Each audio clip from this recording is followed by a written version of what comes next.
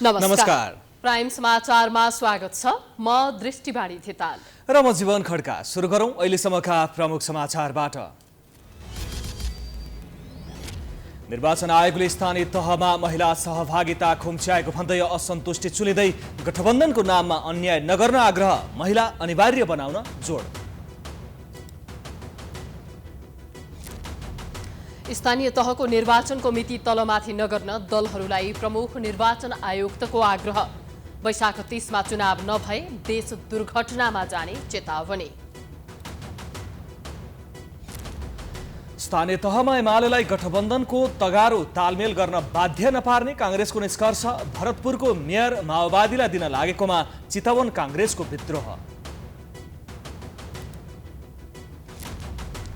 स्थानीय बासिन्दाको अवरोधका कारण निर्माणाधीन नागढुङ्गा नौबिसे सुरुङ मार्गको काम 6 दिनदेखि ठप्प।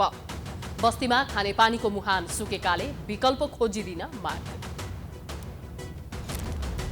विलासिताका वस्तु जस्तै केरा आयातका लागि एलसी खोल्दा 100% नगद मौजदात राख्नुपर्ने प्रावधानले केराको हाहाकार, मूल्य पनि 100% भन्दा धेरै वृद्धि। युक्रेनको समर्थन गरेको भन्दै रुसद्वारा बेलायतका प्रधानमन्त्री सहित मन्त्रीहरूलाई रुस प्रवेशमा प्रतिबन्ध। युक्रेनलाई हतियार उपलब्ध नगराउन पुटिनको चेतावनी। र एएफसी एसियन कप छनौटको तयारीका लागि प्रशिक्षण रहेका खेलाडीहरू सकारात्मक नतिजाको आशमा जुन 8 मा जोर्डनसँग खेल्दै छनौटको सुरुवात गर्ने।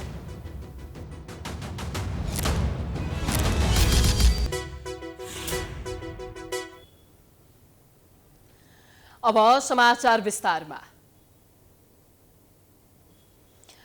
कुनै पनि दलले स्थानीय तहमा प्रमुख 2 पद मध्ये एउटा पदमा मात्रै उम्मेदवारी दर्ता गराउँदा महिला उम्मेदवार उठाउनुपर्ने भनेर दलहरूको नाममा जारी गरेको आदेशबाट निर्वाचन आयोग पछि हटेको छ। संविधान बमोजिम महिला सहभागिता सुनिश्चितताको माग सहित आयोग पुगेका महिला नेताहरू आयोगको उक्त निर्णयले निराश भएका छन्। एक रिपोर्ट। निर्वाचन आयोगले चैत 16 गते 17 बुँदे निर्देशनको 6औं बुँदामा स्थानीय तहको प्रमुख र उपप्रमुख अथवा अध्यक्ष वा उपाध्यक्ष पदमध्ये एक पदमा मात्रै उम्मेदवारी दिने राजनैतिक दलले महिलाको मनोनयनको व्यवस्था गर्ने भनेर निर्देशन दिएको थियो। तर आयोगले चैत 29 गते आफ्नै निर्देशनको खण्डनका लागि प्रेस विज्ञप्ति जारी गर्दै निर्णय सच्यायो। 29 गतेको विज्ञप्तिमा आयोगले स्थानीय तहमा प्रमुख वा उपप्रमुख र अध्यक्ष वा उपाध्यक्ष मध्ये एक पदमा मात्रै उम्मेदवारी दर्ता गराउने दलले महिलालाई उम्मेदवार मनोनयनमा प्राथमिकता दिनुपर्ने हुनुपर्नेमा अन्यथा हुन गएकाले सच्याइएको भनेर आयोगले आफ्नो पुरानो निर्णय उल्ट्याउने काम गर्यो। निर्वाचन आयोगको प्रेस विज्ञप्तिले कतै महिला सहभागितालाई कमजोर त बनाउँदैन भनेर विभिन्न पार्टीमा रहेका नेतृत्वहरू पनि निराश बनेका छन्। आयोगले दलहरूले गठबन्धन गरेको अवस्थालाई ध्यानमा राखी निर्देशन जारी गर्न नसकेको उनीहरूको भनाइ छ। गठबन्धनमा रहेका दलहरूले प्रमुख 2 पदमध्ये एक पदमा महिला सहभागिता अनिवार्य गर्नु भनेर निर्देशन जारी गर्नुपर्नेमा एउटा दललाई मात्रै लक्षित गरी उक्त निर्देशन आउनु ऐन विपरीत भएको महिला नेतृत्वहरूको धारणा छ। समावेशी सिद्धान्त र समावेशीकरणबारे संविधानको व्यवस्था अनुसार गठबन्धनका दलहरूले 2 पदमध्ये एक पदमा महिला सहभागितालाई सुनिश्चित गर्नुपर्ने उनीहरूको धारणा छ। एमाले नेत्री बिन्दा पाण्डे 3 वर्षका लागि भनेर निर्धारण भएको 1/3 महिला सहभागिताको प्रावधान निष्क्रिय भएकाले संविधानमा रहेको समानुपातिक सहभागिताको प्रावधान कार्यान्वयन गर्नुपर्नेमा जोड दिन्छन्। संघीय तह र प्रदेशमा पनि अहिले जुन चाहिँ 1/3 महिला भन्ने छ, त्यो 1/3 महिला भन्ने चाहिँ त्यो 3 वर्ष नपुग्दैमा निर्वाचन हुन सक्छ, हुन्छ। त्यतिखेर चाहिँ 1/3 घट्न हुन्न भन्ने खालको कुरा मात्रै हो। अहिले त्यो चाहिँ नि संघीय संसदमा र प्रदेश सभामा पनि कम्तीमा महिलाको 1/3 सहभागिता भन्ने खालको कुरा चाहिँ त्यो धारा त निष्क्रिय भइसक्यो। संवैधानिक हिसाबले भने त्यो धारा निष्क्रिय भइसक्यो। अब आउने निर्वाचनमा त्यो प्रदेशको र संघीय निर्वाचनमा पनि त्यसमा प्रत्यक्षमै पनि अब समानुपातिक सहभागिताको चाहिँ उम्मेदवारी दिनुपर्छ राजनीतिक दल। नेपाली कांग्रेसकी केन्द्रीय सदस्य प्रतिमा गौतम भने आयोगको उक्त निर्णयले आफू आहत भएको बताउँछिन्। विभिन्न पार्टीका नेतृत्वहरू आयोगमै गएर महिला सहभागिता सुनिश्चित गर्न आयोगलाई अनुरोध गरेको 24 घण्टा बित्न नपाउँदै महिला हित विपरीतको निर्देशन आएको गुनासो गरेकी छन्। सबै महिला मिलेर यसको प्रतिकार गर्नुपर्ने गौतमको धारणा छ। गठबन्धनलाई फाइदा होला नेताहरूलाई फाइदा होला, तर समग्र आम महिलाहरूको कुरा गर्दा महिलाहरूको समग्र महिलाहरूलाई चाहिँ फाइदा भएन। आधा आकाश ढाक्ने महिलाहरू, जनसङ्ख्याको हिसाबले पनि महिलाहरू 51% भन्दा माथि रहेको महिलाहरूलाई हेर्दाखेरि त हामी त पहिला पार्टी भन्दा नि महिला हो नि त। हामीले समग्र महिलाको वर्गीय हितका कुरा गर्नुपर्छ। महिलाहरूलाई यसले कतै पनि फाइदा गरेन। यो सबै महिलाहरू मिलेर यसको प्रतिकार गर्नुपर्छ, पार्टीभित्र पनि। आयोगको यस्तो निर्णयले गठबन्धनमा महिला सहभागिता कम हुन्छ कि भन्ने आशंका बढेको छ।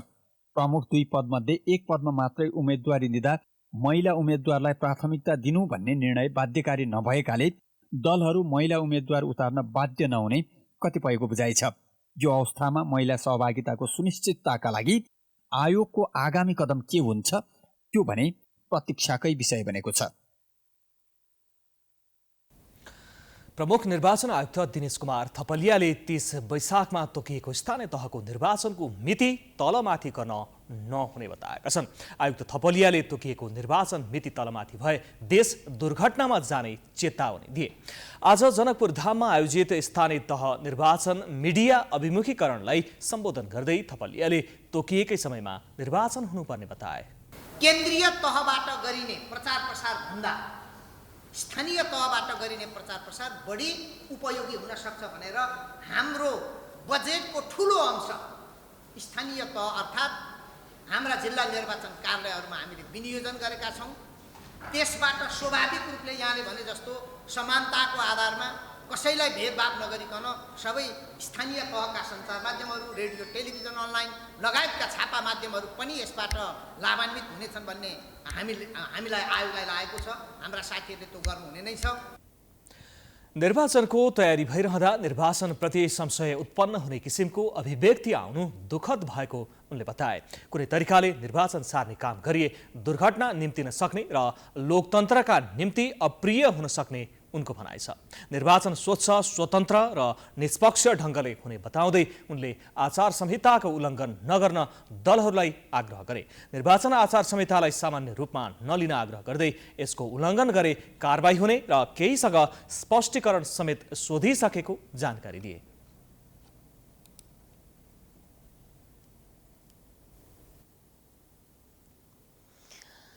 स्थानीय निर्वाचन नजिकिँदै जाँदा प्रमुख प्रतिपक्ष दल नेकपा एमालेले चुनावी नतिजा आफ्नो पक्षमा पार्न कसरत गरिरहेको छ।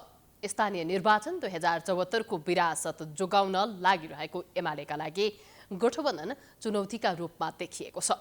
एमालेले स्थानीय निर्वाचनको नतिजा आफ्नो पक्षमा आउने दावी गरिरहँदा राजनीतिक शास्त्रका जानकारहरूले भने विगतमा भरोसायोग्य काम नगरेका कारण एमालेका लागि स्थानीय निर्वाचन चुनौतीपूर्ण हुने बताएका छन्। एक रिपोर्ट।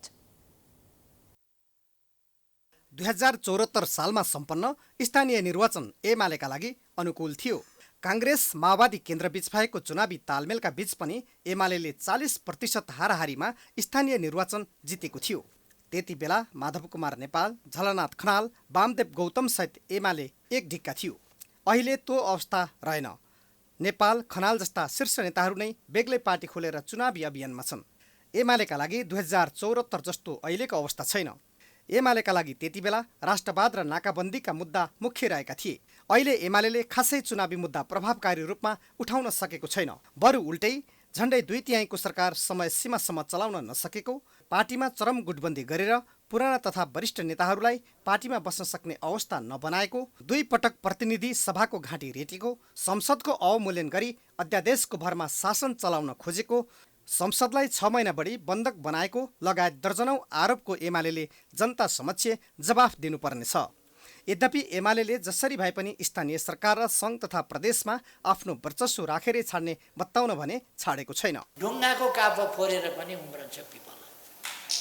नेकपा एमाले त खालि यो चुनावको वर्षायाम पर्खिराखेको छ, चुनावको वसन्तको याम पर्खिराखेको छ। चुनाव आयो कि एमाले त ढुङ्गाको काप्पा फोरेर पनि उम्रिन्छ भने यो गठबन्धन के हो? झण्डै 2/3 बहुमत सहितको रबाफिलो वामपन्थी सरकारको नेतृत्व गरेको एमालेले पार्टीभित्रको आन्तरिक खिचतानीलाई व्यवस्थापन गर्न नसक्दा सङ्घीय सरकार तथा 6वटै प्रदेशका सरकारबाट हात धुनुपर्ने अवस्था आउनुमा एमालेको गल्ती भएको भन्नेहरू पनि छन्, जसका कारण एमालेका लागि स्थानीय निर्वाचन थप चुनौतीपूर्ण बनेको छ। त्रिभुवन विश्वविद्यालय राजनीतिक शास्त्र विभागका प्रमुख प्राध्यापक डाक्टर रामकुमार तिवारी समृद्ध नेपाल र सुखी नेपालीको राम्रो नारा ल्याए पनि भरोसापूर्ण काम नगरेका कारण एमालेको लागि स्थानीय निर्वाचन चुनौतीपूर्ण बन्दै गएको बताउँछन्। केपी ओली सत्तामा सबभन्दा नेपालको चाहिँ के अरे इतिहासमा बलियो प्रधानमन्त्रीको रूपमा उनी दरिएका थिए हैन। अब 2/3 चाहिँ बहुमतमा उनी थिए र त्यस्तो बहुमतबाट उनी तल सत्ताबाट चाहिँ तल गिरेका छन् कि उनको चाहिँ के अरे चाहिँ काम गर्ने शैली र उनले ल्याएका चाहिँ एउटा नीतिले जनताले तल्लो चाहिँ तहमा गएर चाहिँ अब आशा भरोसा गर्ने ठाउँ चाहिँ यो किसिमको उनको चुनावको चाहिँ क्याम्पेनले चाहिँ देखाउँछ जस्तो मलाई लाग्दैन हैन, लाग्दैन। त्यसैले चाहिँ उनले आफैले बोलेका कुरा नै पुरा गर्न नसकेका हुनाले चाहिँ चुनौती त्यही छ। 2074 सालको विरासत जोगाउँदै पहिलो शक्ति बन्ने आकांक्षा सहित अगाडि बढेको एमालेका लागि सत्ता गठबन्धनलाई पराजित गर्नुपर्ने चुनौती छ, जुन त्यति सजिलो नभएको जानकारको बुझाइ छ। प्राइम्स टाइम्स HD का लागि क्यामेरामा राधिका श्रेष्ठका साथ हेमराज खड्का, काठमाडौँ। नेकपा एमाले विभाजन हुनु अघि प्रभावशाली भूमिकामा रहेका नेता भीम रावल अहिले निष्क्रिय जस्तै देखिन्छन्। 50 वर्ष सङ्घर्षपूर्ण राजनैतिक यात्रा तय गरे पनि पार्टीले अहिले कुनै भूमिका नदिएको भन्दै रावल एमाले नेतृत्वसँग रुष्ट छन्। उनले कमल थापा जस्ता प्रतिक्रियावादी र एकनाथ ढकाल जस्ता होलीवाइन प्रवृत्तिप्रति नेतृत्व निकट भएर चुनावी तालमेल गरेको भन्दै खुलेरै एमाले नेतृत्वको विरोध गरेका छन्। एक रिपोर्ट। नेकपा एमाले विभाजन भएर नेकपा एकीकृत समाजवादी पार्टी नबन्दासम्म भीम रावल नेकपा एमालेमा प्रभावशाली नेता थिए। पटक पटक अछामबाट चुनाव जितेर 4 पटक मन्त्री र पछिल्लो पटक 2072 सालमा बनेको ओली नेतृत्वको सरकारमा उपप्रधानमन्त्री सहित रक्षा मन्त्री बनेका रावल अहिले एमालेमा भूमिकाविहीन छन्। एमालेको 10औं महाधिवेशनमा पार्टी अध्यक्ष ओलीसँग अध्यक्षमा प्रतिस्पर्धा गरेर पराजितपछि उनको भूमिका झन एमालेमा शून्य जस्तै बनाइएको छ। नेकपा एमाले भित्र प्रजातान्त्रिक प्रतिस्पर्धालाई भन्दा पनि बा प्रवृत्ति हुर्कँदै गएको कारण योगदान गरेका र सङ्घर्षशील नेता पछि पर्दै गएको भन्नेहरू पनि छन्। रावल पनि बा प्रवृत्तिको विरोधमा उभिएका कारण पदविहीन छन्। पछिल्लो पटक सत्ता गठबन्धनलाई चुनौती दिने भन्दै भर्खरै पुनर्गठित भएको रापरपा नेपाल र नेपाल परिवार दलसँग एमाले नेतृत्वले चुनावी तालमेल गरेपछि रावल प्रतिक्रियावादीसँग तालमेल गरेको भन्दै नेतृत्वसँग रिसाएका छन्। उनले एमाले पार्टीको चुनाव चिन्ह कमल थापालाई दिएर संविधान र सिद्धान्त विपरीत काम गरेको दाबी गरे। कमल थापाजीको राप्रपा र एकनाथ ढकालजीको परिवार दलसँग अब चुनाव चिन्ह नै साझा गर्ने जस्तो हास्यास्पद र सिद्धान्तहीन तालमेलको कुरा बाहिर आएको छ। यो बहुदलीय व्यवस्थाभित्रको एक प्रकारको निर्दलीय अभ्यास हो। यदि भन्नुहोस् एउटा कुनै राजनीतिक दलले अर्को दललाई आफ्नो निर्वाचन चिन्ह साझा रूपमा प्रयोग गर्न दिने हो भने अनि निर्वाचन आयोगले किन निर्वाचन चिन्ह बाँड्नु पर्यो त? एउटा कुनै ठुलो शक्तिशाली राजनीतिक दलले अरू सानसाना राजनीतिक दलहरूलाई आफै निर्वाचन चिन्ह बाँड्ने, यो त कस्तो भयो भने निर्वाचन चिन्हलाई धरोटी राखे जस्तो या कसैलाई भाडामा दिए जस्तो या बिक्री गरे जस्तो। यो उचित होइन। यो बहुदलीय व्यवस्था अनुकूल पनि छैन। हामीले नेपालको संविधानमा जुन परिकल्पना गर्यो त्यो अनुकूल पनि छैन। पार्टीमा राजनीतिक र वैचारिक सङ्घर्ष जारी रहेको बताउने रावलले राष्ट्रवादीहरूको नेतृत्व आफूले गरेको दाबी गर्छन्। उनले चुनाव जित्नकै लागि प्रतिगामी शक्तिसँग तालमेल गर्न नहुने पनि स्पष्ट गरे।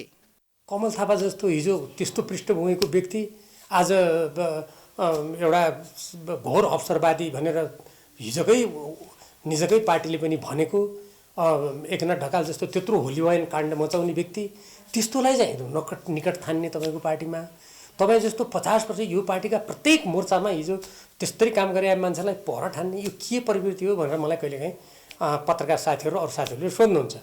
अनि मैले के भन्ने गरेको छु भने यो प्रश्नको उत्तर दिने उपयुक्त व्यक्ति भने त यो पार्टीका जिम्मेवार नेताहरू हुन्छ, उहाँहरूलाई सोध्नुहोस् न।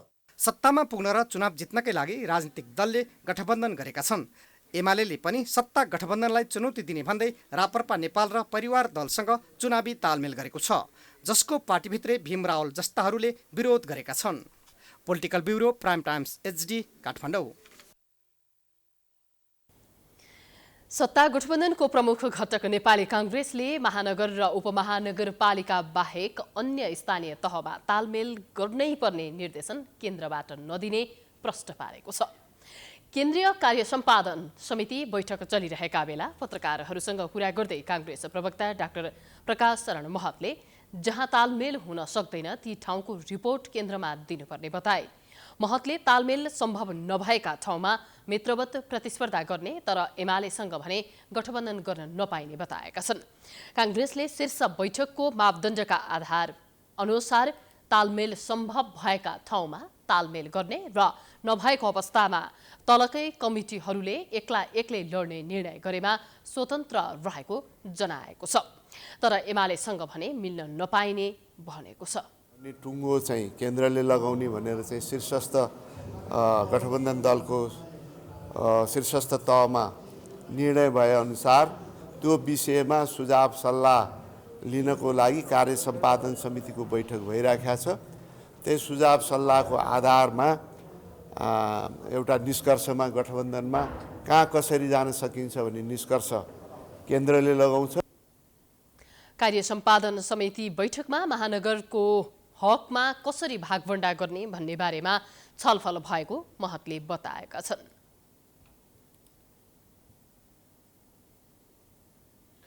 भरतपुर महानगरपालिकाको मेयर पद अर्को पार्टीलाई दिन लागिएको विरोधमा शनिबार काङ्ग्रेस कार्यकर्ताले पार्टी सदस्यबाट राजीनामाको घोषणा गरेका छन्। शनिबार भरतपुर सत्र बेलुवाटोलमा गरिएको कार्यक्रममा 50 जनाले स्वतन्त्र अभियानका लागि भन्दै सामूहिक राजीनामाको घोषणा गरेका हुन्। क्रियाशील र साधारण सदस्यको भेलामा उनीहरूले स्वतन्त्र रहेको घोषणा गरेका हुन्। राजीनामा घोषणा गर्नेमा पूर्व वडाध्यक्ष पार्टीका पूर्व वडा सभापतिहरू पनि छन्। गत बुधबार मात्रै महानगरका वडा सभापतिहरूले भरतपुर महानगरको मेयर पार्टीले नपाए 29 वटै वडामा वडाध्यक्ष र सदस्यका स्वतन्त्र उम्मेद्वार खडा गर्ने घोषणा गरेका थिए। उनीहरूले उक्त निर्णय पार्टी सभापति राजेश्वर खनाललाई बुझाएका थिए। सत्तारूढ गठबन्धनभित्र भरतपुर महानगरको मेयर नेकपा माओवादी केन्द्रलाई दिने तयारी भएपछि चितवनका काङ्ग्रेस कार्यकर्ताले विद्रोह गरेका हुन्।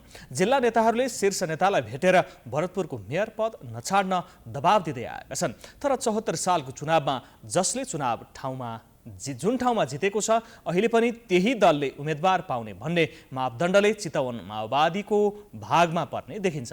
तर 74 सालमा चितवनमा काङ्ग्रेसको समेत भोटले माओवादी उम्मेद्वार रेणु दाहाल विजयी भएकी थिइन्।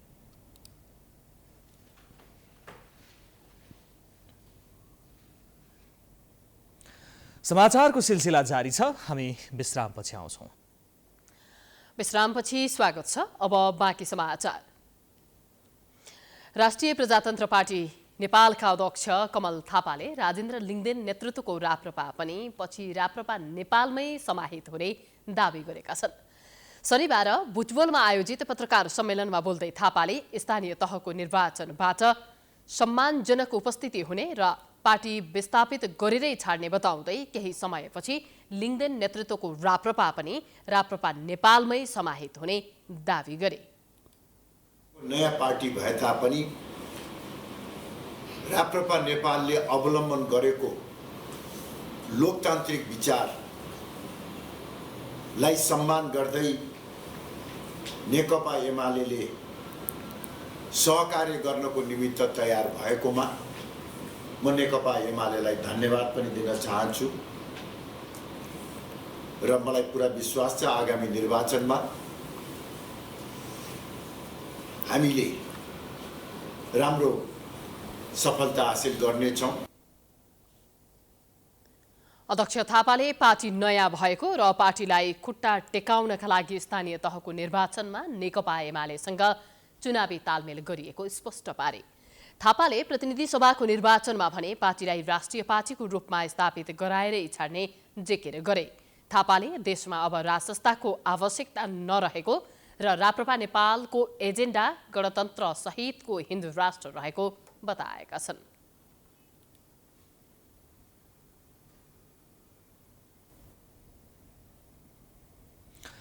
विवेकशील साझा पार्टीले आसन्न स्थानीय तह निर्वाचनमा पार्टीका तर्फबाट काठमाडौँ महानगरका उम्मेद्वारको चुनावी प्रतिज्ञा पत्र सार्वजनिक गरेको छ। ललितपुर स्थित पार्टी कार्यालयमा पत्रकार सम्मेलन गर्दै विवेकशील साझा पार्टीले काठमाडौँ महानगरको विकासको योजना सहितको चुनावी प्रतिज्ञा पत्र सार्वजनिक गरेको हो।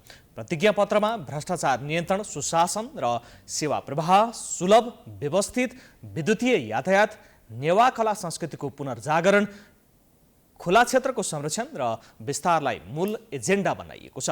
यस्तै नदीनालाको सफाई र पुनर्स्थापना, सफा र व्यवस्थित काठमाडौँ र गुणस्तरीय शिक्षा, स्वास्थ्य र सामाजिक सुरक्षा सो पार्टीको मूल एजेन्डामा राखिएको छ।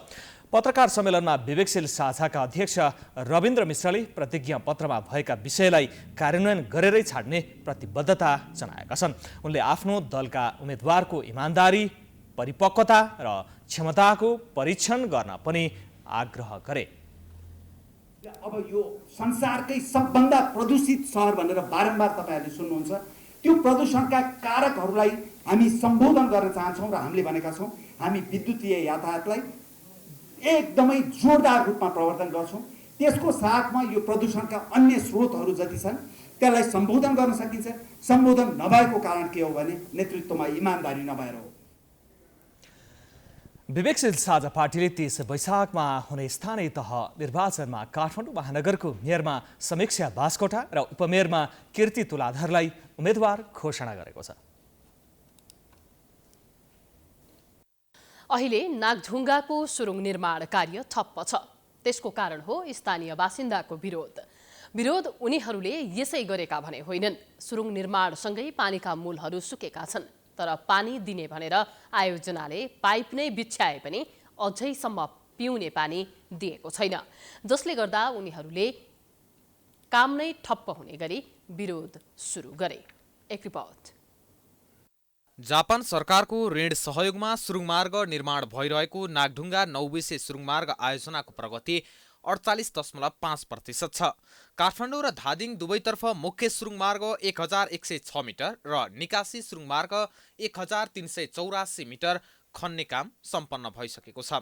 अहिलेसम्म मुख्य र सहायक सुरुङ गरी 2664 मिटर सुरुङमार्ग खनिएको छ। तर सुरुङमार्गको निर्माणले पानीको मुहान सुकेको भन्दै स्थानीय बासिन्दा आन्दोलित भएसँगै नागढुङ्गाको सुरुङ निर्माण कार्य अगाडि बढेको छैन। उनीहरूले गत चैत 27 गते आयोजना कार्यालय नै घेराउ गरे। त्यसो त योभन्दा अगाडि पनि उनीहरूले आफ्ना मागहरू सम्बोधन गर्न ताकेता गर्दै आएका थिए। नागढुङ्गामा सुरुङ मार्ग बन्ने भनिसकेपछि यहाँका स्थानीय बासिन्दामा एक प्रकारको खुसियाली छाएको थियो, तर त्यो खुसी बिस्तारै दुखान्तमा परिणत भएको छ। कारण हो यो सुरुङ मार्ग खन्न थालिसके पछाडि अथवा निर्माण गर्न थालिसके पछाडि यहाँका स्थानीय बासिन्दाहरूलाई पानीको समस्या हुँदै गएको छ। अरू बेला खडेरीको समयमा पनि सबै घर परिवारलाई करिब 100-150 घर परिवारलाई पुग्ने पानीका मुहानहरू एकाएक सुक्न थालेपछि उनीहरू यो खडेरीमा काकाकुल जस्तै बनेका छन्। सुकेकै थिएन, हाम्रो त कहिले जिन्दगी नसुके, क पनि सुक्यो, उता टेउ पनि सुक्यो, धारामा एउटा पानी खेल्न पाउनु हाम्रो बच्चाहरू त प्या पर्ला भन्ने डर भयो। पानी नभएर अब छैन पानी नै, अब के गर्नु। मेन समस्या भनेको खानेपानीका मुहानहरू सबै सुक्यो। अहिले चाहिँ खानालाई पनि त्यो जुन सुरुङ मार्गको ट्याङ्करले एक ट्याङ्कर पानी हालिदिन्छ, त्यो एक ट्याङ्कर पानी चाहिँ हामी अहिले लगभग 100 घरले चाहिँ पुऱ्याएर चाहिँ खानुपर्ने भइरहेछ। पानीका सोर्सहरू सबै सुक्यो। यो नागढुङ्गाको सुरुङ मार्गले कसैलाई मर्का परेको छ भने त्यो सबैभन्दा बढी मर्कामा बसुन्डुलवासी रहेका छन्। र अहिले मेरो पृष्ठभूमिमा जुन दृश्य देखिरहनु भएको छ यो कुवा, यहाँबाट करिब 100-150 घर परिवारले वर्षभरि खेतीपाती, लुगा धुनी, कपडा धुनी लगायत कामहरू र आफ्नो पिउने सम्मको लागि पनि यही कुवाबाट नै पानी पुर्याउँदै आएका थिए। तर अहिले यो सुरुङ निर्माण गर्न सुरु गरिसँगै यो कुवाको अवस्था यस्तो छ।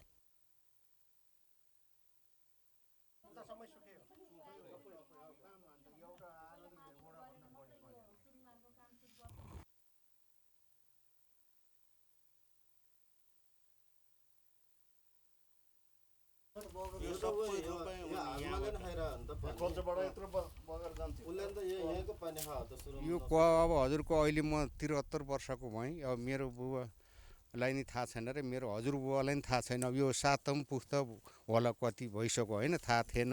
अब यहाँको पानीले चाहिँ नि तपाईँको सारा यो फाँट डोल चाहिँ नि रोपाइ हुन्थ्यो, पालैसँग हुन्थ्यो, त्यो हुन्थ्यो। अनि त्यहाँबाट हामीले चाहिँ नि यो 57 सालमा चाहिँ नि अनि यो वडाको बजार ल्याएर यहाँ मङ्गल बनायौँ, सारा फोहोर भयो भनेर ऊ गऱ्यौँ। संसार अब यो वरिपरि बस्तीले पुग्थ्यो।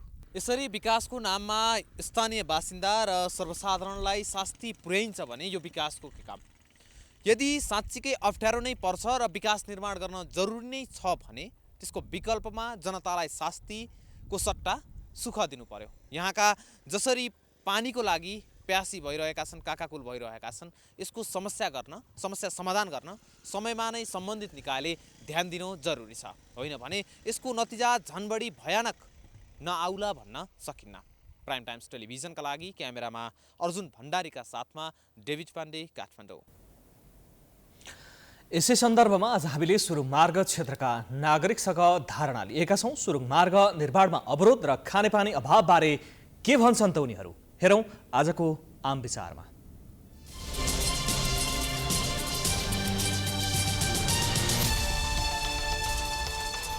सुरुमा चाहिँ सुरुङ मार्ग सुरु गर्नुभन्दा अगाडि सुरुङ मार्ग आयोजक कमिटीले चाहिँ पानीको चाहिँ धाराको टुटीसहित चाहिँ एग्रिमेन्ट गरेको थियो।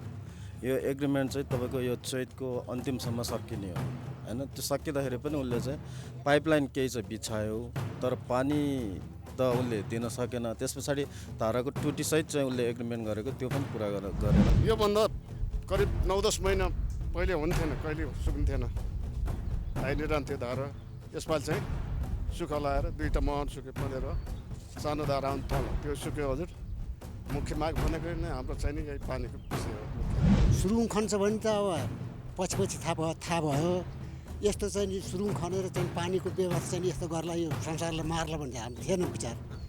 अहिले पछि आएर चाहिँ 1-1.5 वर्षमा चाहिँ नि 1 वर्षमा चाहिँ पानीको मुहान चाहिँ सबै धारो भर्खरै पछि हालिदिन्छु भन्यो। अहिले पानीको मुहान चाहिँ जम्मै सुकाइदियो, अनि हामी जुलुस जानु परेको कारण त्यही। यहाँ ट्याङ्करबाट ल्याइदिन्छ र खान पाइएको छ, नत्र मन त सुकिसकेको छ।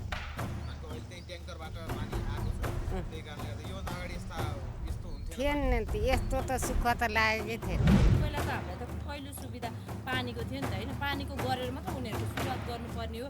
त्यो सुरुवात नगरिकन उनीहरूले पहिला आफ्नो खुट्टा बनायो होइन, अनि त्यसपछि मात्रै यहाँनिर बनाउँदैछौँ भनेर भन्यो कि। अनि त्यो 62 लाखको चाहिँ हामीले भरपाईको लागि हामी दौडिरहेछौँ भनेर भन्दाखेरि उनीहरूलाई चाहिँ त्यतिको उ छ भने हामीलाई यहाँ कतिको हाहाकारी भइरहेछ भन्ने कुरा उनीहरूले त्यो गरेन नि त होइन।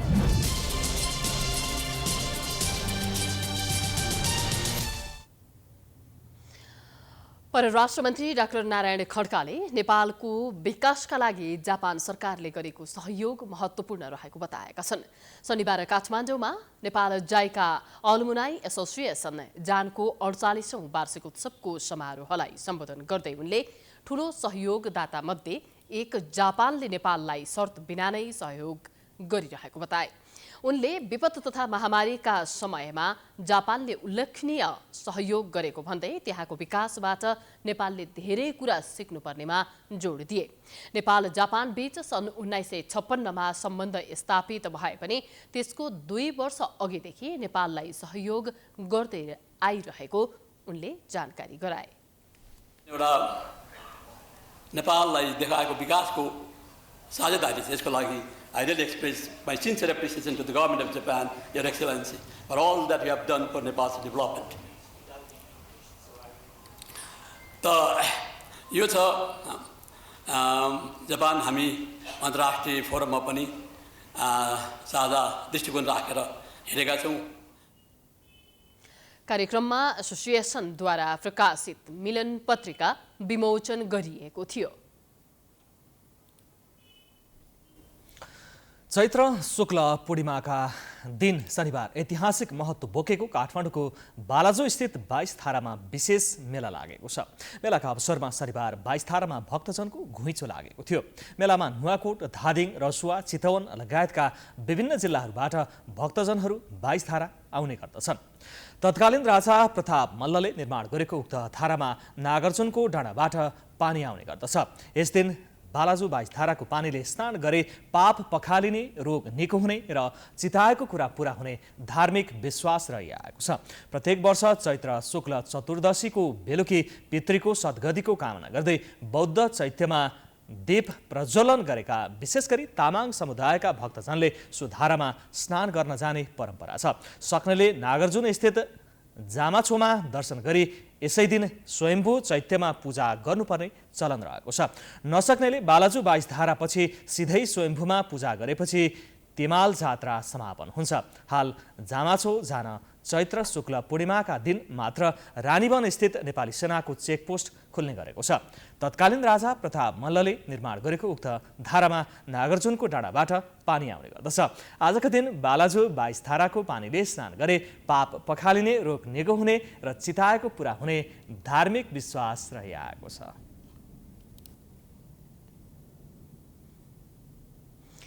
नेपालमा शनिबार थप 9 जनामा कोरोना भाइरस संक्रमण पुष्टि भएको छ। देशभर गरिएको 1986 PCR परीक्षणका क्रममा 6 जना र 2059 एन्टिजेन परीक्षणका क्रममा 3 जनामा कोरोना संक्रमण पुष्टि भएको हो। शनिबार पनि कोरोनाका कारण कसैको पनि मृत्यु नभएको स्वास्थ्य मन्त्रालयले जनाएको छ। त्यस्तै थप 44 संक्रमित निको हुँदा हालसम्म नेपालमा 9,66,303 संक्रमित निको भएका छन्। हाल नेपालमा 400 सक्रिय संक्रमित आइसोलेसनमा रहेका छन्। कोभिड महामारीको 1 वर्ष अघिको दोस्रो लहर यता बिहिबार पहिलो पटक सक्रिय संक्रमितको संख्या 500 भन्दा कम पुगेको हो। तर छिमेकी देशहरूमा नयाँ भेरिएन्ट देखिएको र संक्रमितको संख्या उच्च रहेको अवस्थामा नेपालमा समेत वात्तै कोरोना संक्रमण बढ्न सक्ने जोखिम कायम रहेको स्वास्थ्य अधिकारीहरू बताउँछन्। सरकारी तथ्याङ्क अनुसार नेपालमा 18 वर्ष वा सोभन्दा माथिको लक्षित जनसङ्ख्यामा झण्डै 94%ले कोभिड खोपको कम्तीमा 1 मात्रा लगाएका छन् भने 83%ले पूर्ण मात्राको खोप लगाएका छन्। त्यसबाहेक 12 देखि 17 वर्ष उमेर समूहका 75%ले पूर्ण मात्रा खोप लगाएका छन् भने 94%ले पूर्ण मात्रा खोप लगाएका छन्। वरिष्ठ साहित्यकार भद्रकुमारी खलेद्वारा लिखित विभिन्न विधाका 151 पुस्तकहरू वैशाख 10 गते विमोचन हुने भएको छ। भद्रकुमारी खले सेवा सदनको वार्षिक साधारण सभाका अवसरमा 10 गते पूर्व प्रधान न्यायाधीश सुशीला कार्कीको प्रमुख आतिथ्यमा पुस्तक विमोचन हुने शनिबार काठमाडौँमा आयोजित पत्रकार सम्मेलनमा जानकारी दियो। यसअघि विविध विधाका साहित्य, संस्कृति, कला र आफ्नै जीवन भोगाइसँग सम्बन्धित 141 पुस्तकहरू प्रकाशित गरिसकेकी खलेले एउटै मञ्चबाट 49 पुस्तकहरूको एकसाथ विमोचन समेत गरिसकेकी छिन्। यस्तै वैशाख 30 गते विमोचन हुने 151 पुस्तकहरूमा निबन्ध, कविता र भजन सङ्ग्रहहरू रहेको घलेले जानकारी दिइन्। योभन्दा पहिले 49वटा किताब यसै मञ्चमा मैले विमोचित गरेको 24 जना लोग्ने मान्छे, 24 जना आए मान्छे, शेरधन राई देश राष्ट्रको सञ्चार मन्त्री प्रमुख अतिथि बनाए। अब 151वटा किताब 151 महिला द्वारा 10 गते 11:30 बजे यही थलोमा विमोचित हुँदैछ र 9 दशक उमेर पार गरिसकेकी घलेको 151वटा पुस्तक एकैसाथ विमोचन हुने विषयलाई गिनेज बुक अफ ओल्ड रेकर्डमा लैजाने योजना बनाइएको भद्रकुमारी घले सेवा सदनले जनाएको छ।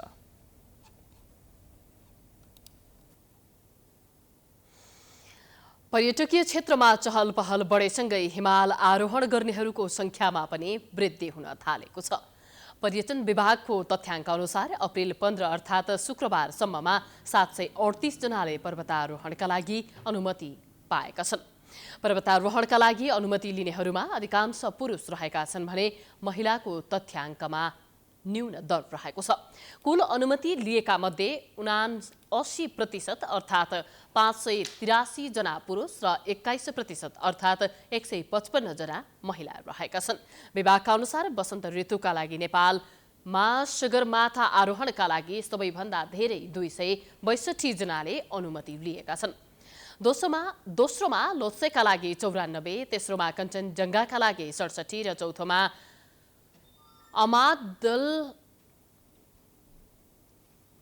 अमादब्लमका लागि 65 जनाले अनुमति लिएका छन्।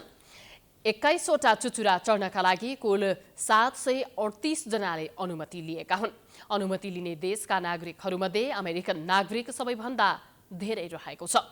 यो सिजनका लागि पछिल्लो 3.5 महिनामा 117 जना अमेरिकी नागरिकले हिमाल आरोहण गर्नका लागि अनुमति लिएका छन्, जसमा 94 जना पुरुष र 23 जना महिला रहेका छन्। त्यसैगरी बेलायतबाट 62 जना पुरुष र 12 जना महिला सहित 74 जनाले हिमाल चढ्नका लागि अनुमति लिएका छन्। आरोहण अनुमति लिनेमा नेपाल र भारतका नागरिक तेस्रो स्थानमा रहेका छन्। यस अवधिमा 46 पुरुष र 9 जना महिला गरी नेपालका कुल 55 जनाले अनुमति लिएका छन्। त्यसैगरी भारतका 41 पुरुष र 14 महिला गरी 55 जनाले अनुमति लिएका छन्। फ्रान्सका 44 जना पुरुष र 6 जना महिला गरी कुल 50 जनाले हिमाल चढ्नका लागि अनुमति लिएका छन्।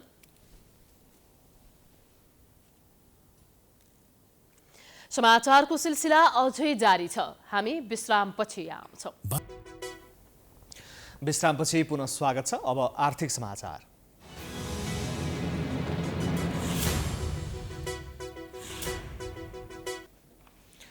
विलासिताका वस्तु जस्तै केरा आयातका लागि एलसी खोल्दा 100% नगद मौजदात राख्नुपर्ने प्रावधान भएपछि नेपाली बजारमा यति बेला केराको हाहाकार भएको छ। यस्तै मूल्य 100% भन्दा बढीले बढेको छ। व्यापारीहरूले नेपालको सिजन बाहेक अन्य अवधिमा यो व्यवस्था हटाउनु पर्ने माग गरेका छन्। गरिबले भोग टार्ने विषय केराको आयातबारे सरकारले कुनै एक पक्षलाई सोचेर निर्णय लिँदा सरकार अर्को पक्षबारे पनि ध्यान दिन सके उपभोक्ता मारमा नपर्ने देखिन्छ। एक रिपोर्ट। केही समय अगाडि थोक बजारमा 20 रुपियाँ दर्जनमा पाइने नेपाली केरा अहिले दर्जनको 100 रुपियाँसम्म पर्छ। कारण छिमेकी देश भारतबाट आयात गर्नुपर्ने र आयातका लागि एलसी खोल्दा 100% नगद मौजदात राख्नुपर्ने भएपछि केराको मूल्य 100% बढ्न पुगेको हो। करोडौं रकम नभई एलसीको कारोबार गर्न नसकिने र ठूला व्यापारीले आयात गरेका केरा किनेर पसल चलाउनु पर्ने बाध्यता साना व्यापारीहरूमा छ। बजारमा 200 टन भित्रिने गरेकोमा अहिले 30 टन हाराहारीमा मात्र आयात भइरहेको छ।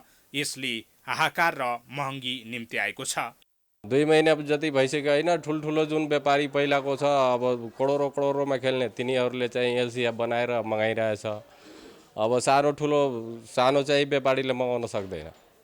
अब तिनीहरूको चाहिँ पैसा हाल्नुपर्छ 2 करोड 3 करोड रुपियाँ होइन एलसीमा हालेपछि तिनीहरूको एलसी भएर बनेर आउँछ। अनि यहाँ त्यही भएर केरा यहाँ महँगो भएको। पहिला त अब तपाईँले 500, 550, 600, 700सम्म आउँथ्यो होइन। अहिले ठ्याक्कै डबल भयो। अब 1100, 1200 त्यति पुग्यो। अब भारतीय आयात निरुत्सान होस् र नेपाली किसानको उत्पादनले बजार पाओस् भन्ने हेतुले पनि एलसीको नयाँ व्यवस्था गरिएको हो। बाह्य वस्तु आयात हुन नसकुन् र मुद्रा पनि बाहिर नजाओस् भन्ने सरकारी मनसाई ठिकै हो। तर नेपाली उत्पादन असार पछिका 4 महिनाका लागि मात्र आउने र बाँकी सबै समय आयातबाट भर पर्नुपर्ने हुँदा यो व्यवस्था अव्यावहारिक भएको व्यापारीहरू बताउँछन्। त्यसमा पनि नेपाली उत्पादनको ब्रान्डिङ र प्याकेजिङ राम्रो नहुँदा समस्या छ। अहिले भारतीय बजारबाट आयातित केरा थोक बजारमै दर्जनको 180 रुपियाँ भन्दा बढी पर्दछ। बजारमा एक त लुकाएर वा आयात कम भएको बहानामा हाहाकार गरिएको छ, त त्यही बहानामा महँगी थोपरी दिइएको छ।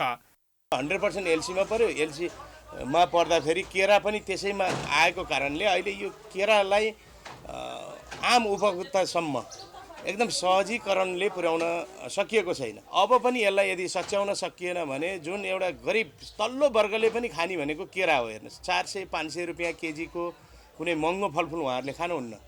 यो 100 रुपियाँ 120 रुपियाँ दर्जनको केरालाई पनि एलसीको कारणले 100% एलसी स्वतः बन्द भएको कारणले अहिले प्रत्यक्ष असर छ। यसलाई राज्यको निकायले तुरुन्तै सोच्नुपर्ने, यो आजै नै सोच्नुपर्ने एकदम तत्काल यो अवस्था आएको छ। सरकारले उत्पादन बढाएर 12 महिनाका लागि पुग्ने बनाउने, नेपाली उत्पादनको भण्डारणको प्रबन्ध, ब्रान्डिङ, प्याकेजिङ र किसानलाई अनुदानको व्यवस्थासहित सुविधा दिन सकेमा नेपाली उत्पादन वृद्धि हुन सक्छ। गुणस्तर बढाउँदै नेपाली उत्पादनलाई प्रोत्साहन गर्नुपर्नेमा कसैमा विवाद देखिन्न। अहिलेको अवस्थामा सबैभन्दा धेरै आँपले 30% हिस्सा स्वदेशी उत्पादनले ओगट्ने र बाँकी सबै फलफुलको उत्पादन त्योभन्दा कम रहेको तथ्याङ्क छ। तर विलासिताका वस्तु जस्तै गरेर गरिबले खाने केराको मूल्य वृद्धि गराएर मात्रै समस्याको समाधान नहुने व्यापारीहरू बताउँछन्। त्यसैले यो व्यवस्था फुकुवा गर्नुपर्ने र नेपालमा केराको सिजनका समय असार, साउन, भदौ र असोजमा यो व्यवस्था भएमा नेपाली किसानले साँच्चै राहत पाउने व्यापारीहरूको भनाइ छ।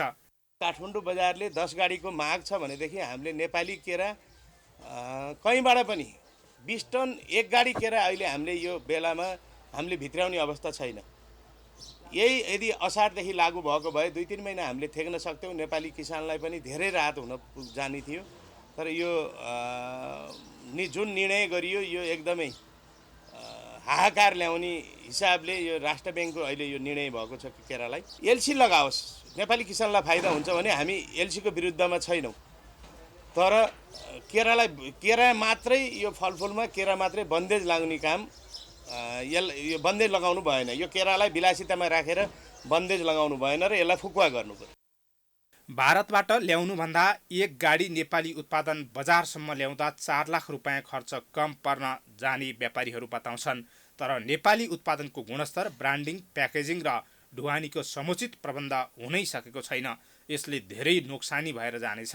नेपालको टिकापुर, कञ्चनपुर, चितवन, सुनसरी, मोरङ लगायत धेरै स्थान जहाँ केरा खेती हुन्छ, राज्यले त्यहाँका किसानलाई माथि उठाउन विज्ञहरू पठाउने, ढुवानी अनुदान लगायतको प्रबन्ध गर्न सकेमा किसानलाई धेरै राहत मिल्ने सरकार पक्षको भनाइ छ।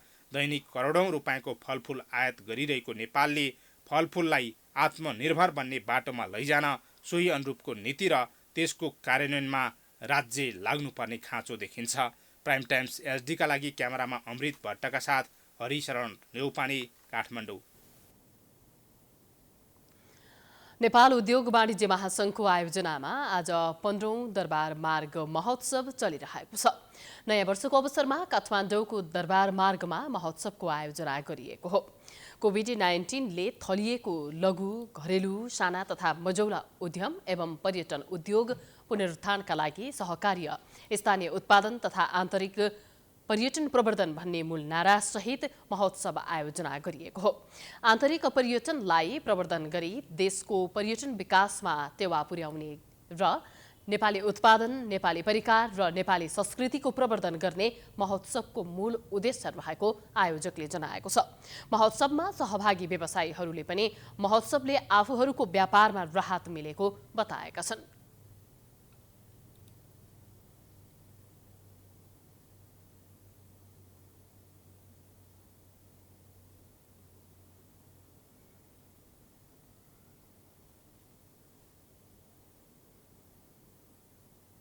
अहिलेको मान्छेको टर्नआउट हेर्दाखेरि I think it's a good push for all startups, good opportunity to showcase their skills.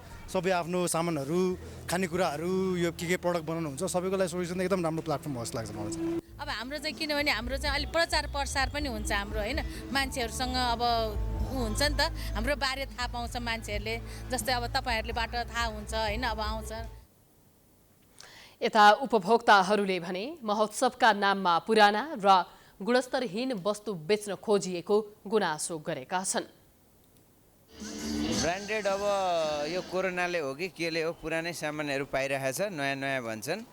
भन्न चाहिँ यिनीहरूले अब यी अहिले भर्खर जुत्ता लिएर आएको 25,000 भन्छ, डिस्काउन्ट दिँदैन, 10% दिन महाभारत छ। अब इटालीको भन्छ, अब केही बुझिँदैन दरबार मार्गमा, कोही कपी बेच्छ भन्छ, कोही ओरिजिनल भन्छ। साथै प्रदेशको संस्कृति झल्किने विभिन्न जात जातिका कला संस्कृतिहरूको प्रस्तुतिका साथ महोत्सवको शुभारम्भ भएको हो। महोत्सवमा गीत सङ्गीतका साथै विभिन्न मनोरञ्जनात्मक प्रस्तुतिहरू भइरहेको छ। महोत्सवमा शारीरिक रूपमा विभिन्न क्षमता भएका उद्यमीहरूले उत्पादन गरेका हस्तकलाका वस्तु पनि प्रदर्शनीमा राखिएको छ। महोत्सव स्थलमा करिब 60वटा स्टल रहेका छन्।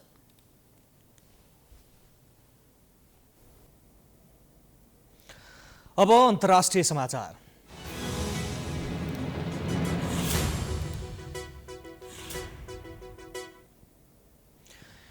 युक्रेनको समर्थन गरेको भन्दै रुसले बेलायतका प्रधानमन्त्री बोरिस जोन्सनलाई रुस प्रवेशमा प्रतिबन्ध लगाएको छ। बेलायतका प्रधानमन्त्री जोन्सनले युक्रेनमाथि हमला गरेको भन्दै रुसको आलोचना गर्दै आएका छन् भने कतिपय विषयमा प्रतिबन्ध पनि लगाएका छन्।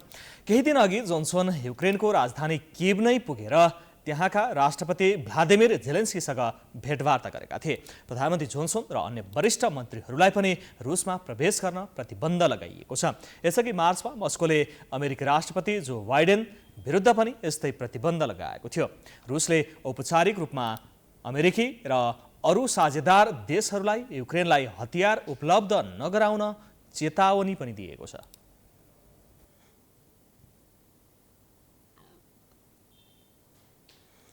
अब खेलकुद समाचार।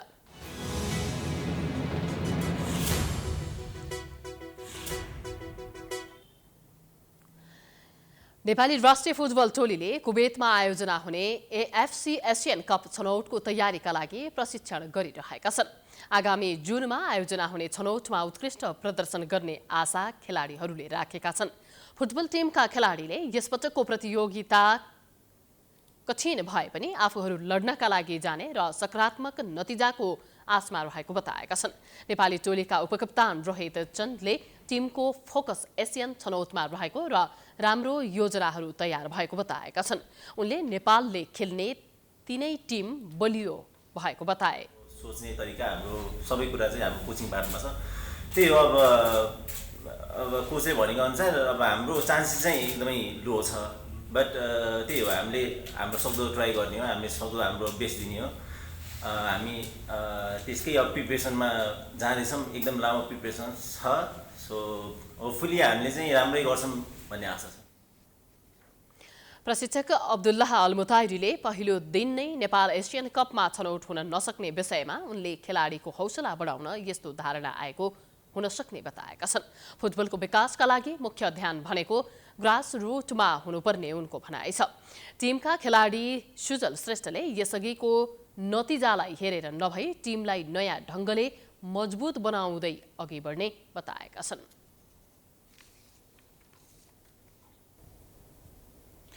यसअघि हामी समाचारको अन्त्यमा आइपुगेका छौँ। जाँदा जाँदै प्रमुख समाचार पुनः एकपटक। निर्वाचन आयोगले स्थानीय तहमा महिला सहभागिता खुम्च्याएको भन्दै असन्तुष्टि चुलिँदै गठबन्धनको नाममा अन्याय नगर्न आग्रह, महिला अनिवार्य बनाउन जोड। स्थानीय तहको निर्वाचनको मिति तलमाथि नगर्न दलहरूलाई प्रमुख निर्वाचन आयुक्तको आग्रह। वैशाख 30मा चुनाव नभए देश दुर्घटनामा जाने चेतावनी।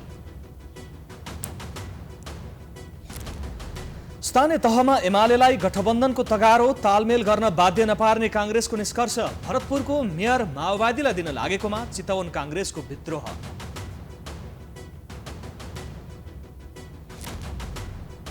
स्थानीय बासिन्दाको अवरोधका कारण निर्माणाधीन नागढुङ्गा नौबिसे सुरुङ मार्गको काम 6 दिनदेखि ठप्प। बस्तीमा खानेपानीको मुहान सुकेकाले विकल्प खोजिदिन माग। विलासिताका वस्तु जस्तै केरा आयातका लागि एलसी खोल्दा 100% नगद मौजदात राख्नुपर्ने प्रावधानले केराको हाहाकार, मूल्य पनि 100% भन्दा धेरै वृद्धि। युक्रेनको समर्थन गरेको भन्दै रुसद्वारा बेलायतका प्रधानमन्त्री सहित मन्त्रीहरूलाई रुस प्रवेशमा प्रतिबन्ध। युक्रेनलाई हतियार उपलब्ध नगराउन पुटिनको चेतावनी। र एएफसी एसियन कप छनौटको तयारीका लागि प्रशिक्षणमा रहेका खेलाडीहरू सकारात्मक नतिजाको आशमा जुन 8मा जोर्डनसँग खेल्दै छनौटको सुरुवात गर्ने।